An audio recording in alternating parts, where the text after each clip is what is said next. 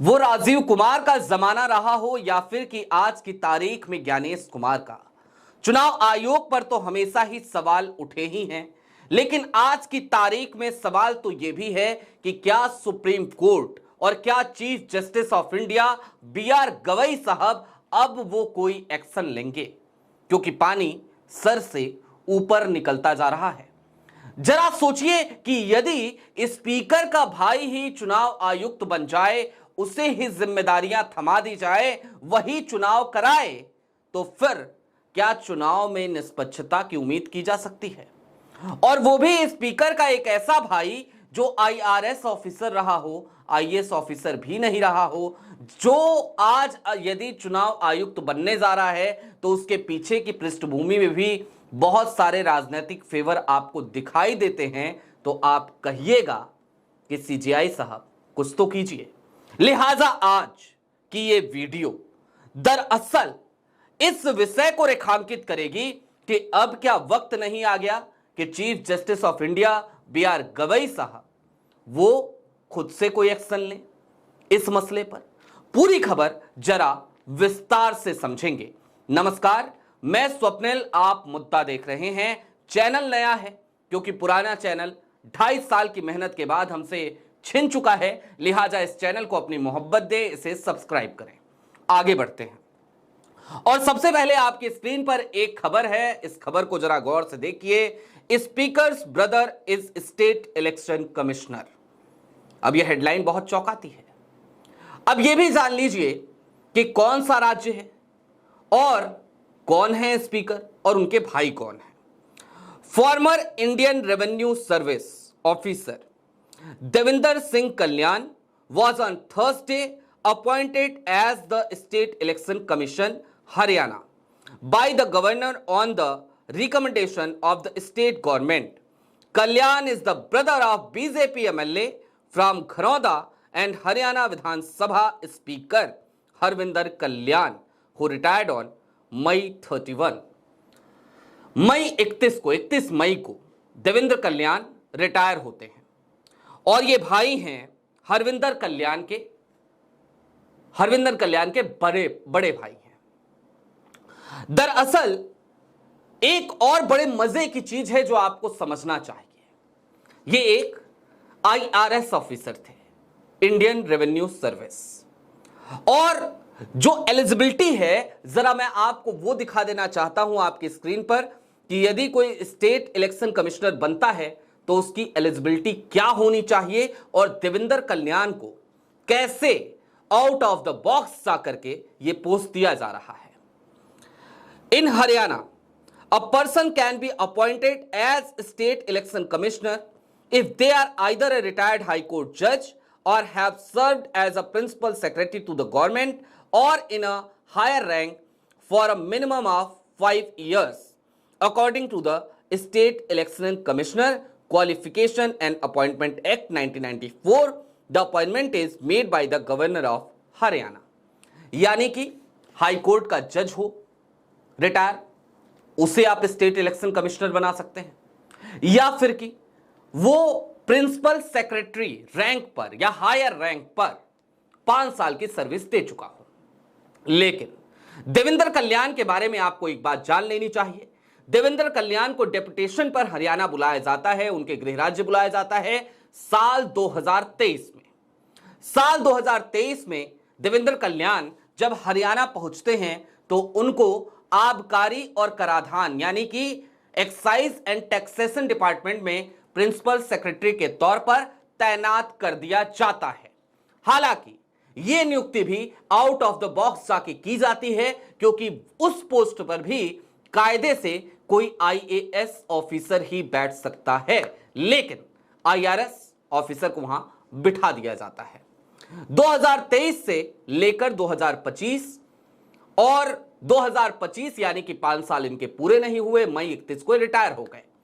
Qualification और eligibility को यदि आप देखें, 1994 का जो एक्ट अभी आपको दिखाया तो वो सीधे तौर पे कहता है कि या तो हाई कोर्ट का जज या फिर कि प्रिंसिपल सेक्रेटरी या हायर रैंक पे काम किया हुआ कोई भी अधिकारी जो 5 साल तक कम से कम काम किया हो, वही बैठ सकता है इस पद पर।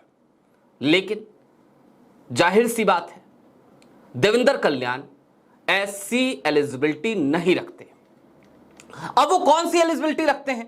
तो वो एलिजिबिलिटी रखते हैं कि वो बड़े भाई हैं भारतीय जनता पार्टी के विधायक घरौदा से हरविंदर कल्याण उनके, और हरविंदर कल्याण कौन है? तो वो स्पीकर हैं हरियाणा विधानसभा के। अब ये जो स्पीकर पद है ये तो आजकल आपको पता ही है खूब सुर्खियों में रहता है। अब कहां वो जमाना मीरा कुमार का, कहां वो जमाना, कहां वो जमाना सोमनाथ जी का। अब तो जमाना है ओम बिरला साहब का। ओम बिरला साहब को तो पहचानते ही हैं आप। तो यदि आप ओम बिरला साहब को पहचानते हैं और लोकसभा की कार्रवाई आप देखते हैं, या फिर कि यदि आप राज्यसभा की कार्रवाई देखते हैं और धनखड़ साहब को पहचानते हैं, तो बस एक कल्पना कीजिए, ओम बिरला साहब के बड़े भाई को यदि ज्ञानेश कुमार की कुर्सी दे दी जाए तो क्या आप ये मानकर चलेंगे कि चुनाव बिल्कुल पूरी तरीके से निष्पक्षता के साथ होंगे? हो सकता है आप मासूम हो, आप मान लें, हो सकता है मैं भी मासूम हूं, मैं भी मान सकता हूं, लेकिन मुझे लगता है इस देश का एक बड़ा वर्ग तो इस बात को स्वीकार नहीं करेगा, सुप्रीम कोर्ट को भी नहीं करना चाहिए। लेकिन हां, कल्पना कीजिए, वही स्पीकर साहब, वही स्पीकर का पद जो आजकल इसलिए मशहूर हो चला है कि वो विपक्ष को बोलने नहीं देता। विपक्ष कुछ भी कहे तो उसे कह देता है बैठ जाओ। विपक्ष की आवाज को दबाया जाता है। विपक्ष ऐसे लगातार आरोप लगाता है। Rahul Gandhi leader of opposition है, जब भी बोलने के लिए खड़े होते हैं तो कैमरे के फोकस से उनको हटा दिया जाता है। ये कई बार हमने देखा है। राहुल इस बात को बाकायदा रेखांकित करते हैं। यदि वही स्पीकर ओम बिरला साहब के भाई को यदि ज्ञानेश कुमार की कुर्सी दे दी जाए तो क्या होगा? अगर ये बात आप कल्पना कर पा रहे हैं तो फिर कल्पना कीजिए कि स्टेट इलेक्शन कमिश्नर यदि हरियाणा विधानसभा के स्पीकर के भाई बन रहे हैं देवेंद्र कल्याण, तो फिर कितना कल्याण होगा चुनावी व्यवस्था का हरियाणा में। और वो भी ऐसी स्थिति में बनाया जा रहा है जब वो एलिजिबल नहीं है। सबसे बड़ा सवाल तो ये है। सवाल इससे भी बड़ा है कि हरविंदर कल्याण के भाई होते, एलिजिबल होते, तो शायद इतने सवाल हम नहीं उठा पाते, क्योंकि यदि उठाते तो सीधे तौर पे यह कह दिया जाता कि भाई वो आईएएस ऑफिसर रहे, सीधे तौर पे यह कह दिया जाता कि वो एलिजिबल हैं, सीधे तौर पे कह दिया जाता कि वो प्रिंसिपल सेक्रेटरी के तौर पे 5 साल से ज्यादा वक्त तक, हायर रैंक पे 5 साल से ज्यादा वक्त तक काम कर चुके हैं। लेकिन ऐसा तो नहीं है। तो फिर क्यों ना कहा जाए कि उनकी एलिजिबिलिटी सिर्फ इतनी है कि वो हरविंदर कल्याण के भाई हैं, स्पीकर के भाई हैं। और ऐसे में अब सुप्रीम कोर्ट की तरफ चलते हैं। सीजीआई साहब हैं बीआर गवई। बीआर गवई साहब की अपनी एक विरासत है, वो विरासत जिससे इस देश को एक भरोसा है। भरोसा इस बात का कि जिसके पिताजी अंबेडकर के साथी रहे हों, वो निश्चित तौर पर अंबेडकर के संविधान के प्रति निष्ठा रखता होगा। और सीजीआई साहब जिस तरीके से बात करते हैं, जिस तरीके की हालिया बयान अभी उनके आए जिसमें उन्होंने सीधे तौर पे ये कह दिया कि संसद सर्वोच्च नहीं हो सकती, संविधान सर्वोच्च है, और सुप्रीम कोर्ट को रेखांकित करते हुए कहा कि सुप्रीम कोर्ट लोगों के अधिकारों का संरक्षण करती है। यानी कि सीजीआई साहब ने जब ये कहा कि लोगों के अधिकारों का संरक्षण करना सुप्रीम कोर्ट का दायित्व है और सर्वोच्च संविधान है, ना कि संसद है, तो इसका मतलब है कि सीजीआई बीआर गवई साहब इस भावना को समझते हैं। और यदि वो इस भावना को समझते हैं तो अब उम्मीदें सीजीआई गवई साहब से ही करनी पड़ेंगी। पता नहीं विपक्ष पहुंचेगा कि नहीं पहुंचेगा, हाई कोर्ट में भी जाएगा कि नहीं जाएगा, सुप्रीम कोर्ट में भी जाएगा कि नहीं जाएगा इस अपॉइंटमेंट को लेकर, क्योंकि यदि हरियाणा के विपक्ष की बात करें तो फिर जवाब मिलता है कांग्रेस, और कांग्रेस की गुटबाजी चरम पर है। कांग्रेस में जो एलिजिबल लोग हैं, कई लोगों के आजकल फोन आते हैं, कई लोगों से बातचीत होती है, कई लोगों से मुलाकात होती है, तो पता चलता है कि हरियाणा में कैसे स्लीपर सेल्स की भरमार है, कैसे हरियाणा में उन तमाम लोगों को पद दिए जा रहे हैं और उन तो तमाम लोगों की चल रही है जो लोग कार्यकर्ताओं से भी गाली गलौज करने से बाज नहीं आते।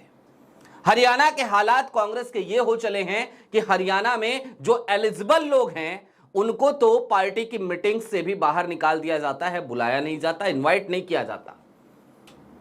और जो लोग एलिजिबल नहीं हैं लेकिन एक खास नेता, एक बड़े नेता, राहुल गांधी की कोठरी के एक नेता, दक्षिण भारत से आने वाले एक नेता के साथ लगातार लगे रहते हैं, उन लोगों को लगातार प्रोत्साहित किया जा रहा है।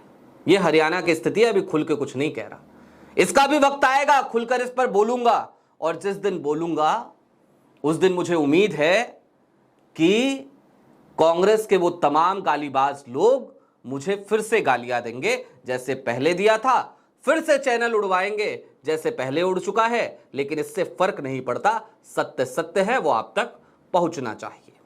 अभी के लिए दीजिए इजाजत। चलते चलते फिर वही अपील, चैनल पे नए हो तो सब्सक्राइब कर लीजिएगा, क्योंकि 2.5 साल की मेहनत और उन 2.5 सालों के बाद एक एक करके जोड़े गए सब्सक्राइबर, वो सब कुछ छिन चुका है।